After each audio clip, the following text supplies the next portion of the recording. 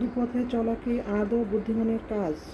সম্মানিত শ্রোতা, দৃশ্যমান পথ চোখে দেখা যায়, কিন্তু অদৃশ্যমান পথ চোখে দেখা যায় না। এই অদৃশ্যমান দুপথকে আমরা এক কথায় রাইট পথ বা রং পথ বলতে পারি। মহান সৃষ্টিকর্তা আমাদেরকে এ দুপথেই চলার স্বাধীনতা দিয়েছেন, কিন্তু সম্মতি বা রায় দেননি।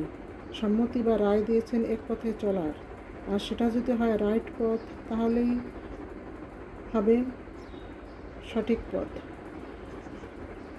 তাই সম্মানিত শ্রোতা, সৃষ্টির শ্রেষ্ঠ হয়ে আমরা যেন আমাদের জ্ঞান, বুদ্ধি ও বিবেককে কাজে লাগিয়ে রাইট পথে সদা সর্বদা চলতে পারি। মহান সৃষ্টিকর্তার কাছে সর্বদা প্রার্থনা করি, মহান সৃষ্টিকর্তা সকল মানুষকে এই রাইট পথে চলার শক্তি ও সাহস দান করুন। ভালো থাকবেন সবাই। ভালো লাগলে অন্যকে শোনার সুব্যবস্থা করে দিন। ধন্যবাদ সবাইকে।